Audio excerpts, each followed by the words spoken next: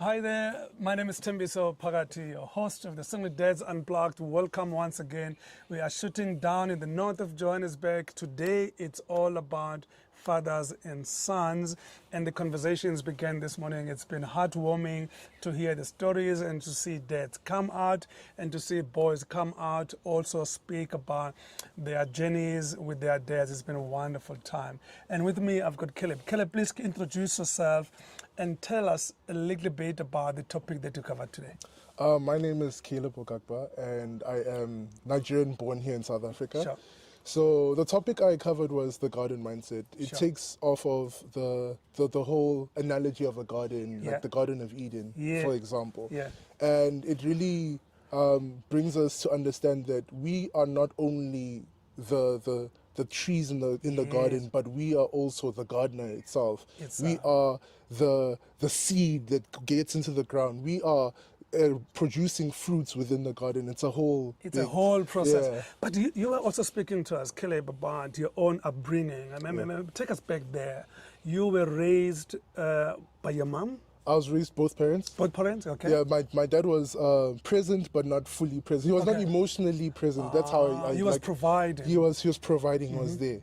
And something I noticed about that setting is that there was emotional disconnectivity between the father and the son. Like there's no day that you will say congratulations, you did a good job, or come see me play basketball once. Check on you. Checking on me. There's none of that. It was mainly just authoritative. Okay, do this for me, do that. It's almost instructions. Yeah, instructions. It just gives you instructions, and that's it. How did that mold you as a son, as a boy, as a man? Now, as a man, do you think that had an impact on the way you show up in the world? Yes, it does. I can just imagine. It brought me to a place where I just wanted my independence. I wanted to be free from the control, because the control didn't come with the love. The control was just, I felt like if I was in the olden days, this was Hitler to me. It felt like that. There was a point where I hated him so much, I had imaginations to kill him. Sure. Just imagine your own son having that towards you. I was there. And how have you evolved? Now you're an adult yourself, but I know it's still a continuous journey. But how have you come out of that kind of situation and tried to be responsible on your own? First and foremost, just learning that we have a father. Sure. Despite the earthly father we have, we have a father in people that we meet. We have a father in God. Some people can take it literal, some people can take it figurative. I took it both, because I'm a creative person. Sure. So whenever I saw God, I saw him as not just a literal person in the sky, but now he's able to take in that role of a father. And not only that, he's showing me how to become a father in the way he does things in the Bible, the way he creates, the way he takes care of his children. So that relationship is important. That relationship is important. Actually being able to communicate. Moses communicated with God. We see that all through the Bible. But when it comes to us communicating with our dads, we can't. You were asking me inside, Caleb, about leadership, and I want to know what you now think the father's role as a leader in the family would mean to you. And I'm sure we can have more conversation about this later. But what does it mean for you, leadership in the family as a father? Okay. To my understanding, leadership in a family is someone who is able to not only just be the example, but lead people. Because whenever you talk about leadership, I think of a shepherd and his flock. The shepherd doesn't say, flock, go, there's water there.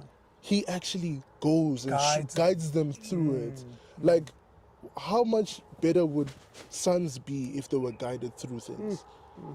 I wouldn't have made all the mistakes I've made in my life if I was guided. If there was that person guiding, showing me the way, and leading the path. That's how I see leadership. It's someone actually taking the initiative to actually be the person I follow. Because no one will follow you if you're not moving. And when you look back, you're wondering, why aren't people following me? Because you were not leading. But you're not showing. You're not showing us where to go. You just... Exactly. Before we go, Caleb, I want you to speak to other sons and young men out there that are struggling to cultivate and harness the relationship with their fathers. What would your advice be to them? My advice will be to you that not only are you responsible for yourself, Sure. but you are responsible for the way you perceive other people, especially your fathers. You're responsible for what you assume, because like we live a life of like just blatantly assuming things, Yeah. and not understanding that, okay, what if this person is thinking something totally from what I'm assuming? Yeah. And just taking a step back and realizing, okay, they may be thinking something differently from what I am actually saying. So I will say introspect. Learn how to introspect And reflect. What if this person was actually meaning this instead of what I thought he was meaning? And when I talk to him and really hear his words, will I hear what I was thinking, or will I hear actually what he's trying to say? I like that. I feel like that is a very crucial key to like building the build relationship. that bond and relationship. And that's what I'm currently doing, learning how to like whenever I got out of hand, I'll realize that I'm like, okay, I'll apologize, even though they still say something that gets to me. I take that time to, okay, forgive them, but and try to understand why.